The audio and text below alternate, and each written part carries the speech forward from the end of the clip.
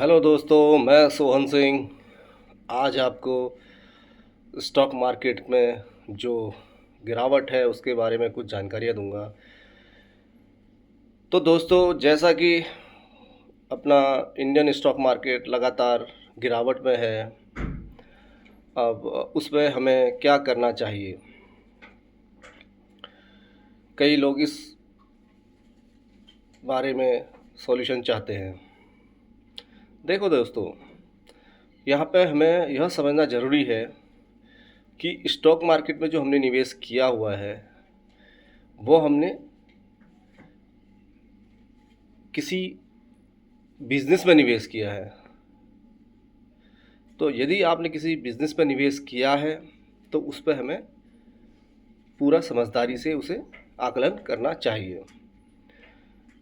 अब यहाँ पर देखने वाली बात यह है कि कई बड़े से बड़े large cap, mid cap, small cap shares अच्छे खासे नीचे आ चुके हैं।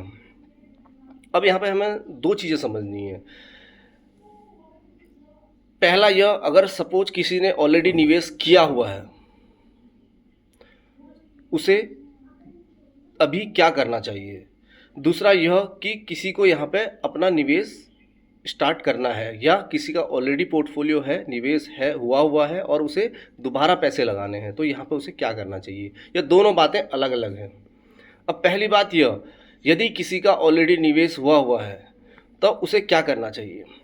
देखिए दोस्तों, अगर आप यहाँ पे अभी देखें, कई स्टॉक्स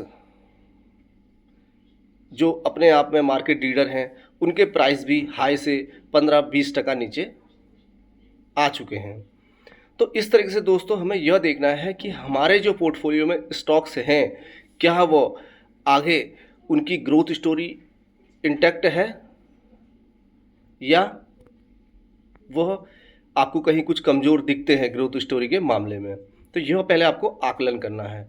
अब इस आकलन के बेसिस पे यदि आपके स्टॉक्स आपको दिखते हैं, उनकी ग्रोथ स्टोरी इंटैक्ट है, तो आपको उनमें बने रहना चाहिए। कोई घबराने की ज़रूरत नहीं होनी चाहिए। क्यों? क्योंकि स्टॉक मार्केट में आपने पैसा बिजनेस में लगाया है और बिजनेस में पैसा लगाया हुआ कभी भी याद रखना नुकसान नहीं देता है। लॉन्ग टर्म में वो बेनिफिट देगा आगे, यदि आपके स्टॉक्स आकलन करने के बाद ग्रोथ स्टोरी बनाए रखते हैं। तो दोस्तों, अगर आप देखेंगे आज की डेट में कई स्टॉक्स के प्राइस 2021 के भाव पे आ चुके हैं। अब हमें यहाँ पर यह समझना है कि मार्केट में स्टॉक्स के प्राइस अप एंड डाउन होते रहते हैं। अब जो 2021 के हिसाब से जो शेयर के भाव आ चुके हैं, क्या उन कंपनियों ने ग्रोथ स्टोरी इंटैक्ट है या नहीं है? क्या उन्होंने जो अपने रिजल्ट पेश किए हैं पिछले 3-4 सालों में वो नेगेटिव है, पॉजिटिव है? अगर आप यह देखेंगे तो आपको दिखेगा कि मोस्ट ऑफ द स्टॉक्स, बल्कि सबके सब स्टॉक्स ने अपनी 2021 से अभी तक की ग्रोथ स्टोरी इंटैक्ट की हुई है। मीन्स 15-20-25% रिटर्न उन्होंने अपने प्रॉफिट ग्रोथ में दिखाई हुई है।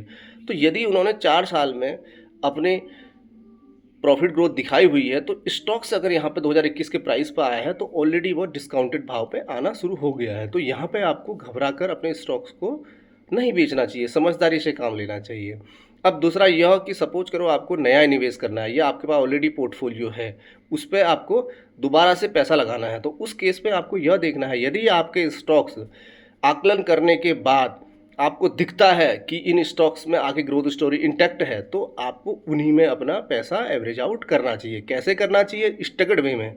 मीन्स हर 3 से 4-5% की गिरावट में कुछ कुछ पैसा लगाना शुरू करना चाहिए। लाइक आपको 5 लाख रुपए लगाने हैं तो आप 1-1 लाख रुपए हर 3-4% की गिरावट पे उस पर निवेश कर सकते हैं, उसी पोर्टफोलियो में जहाँ पे आपको दिखता है कि इसमें ग्रोथ स्टोरी इंटैक्ट है।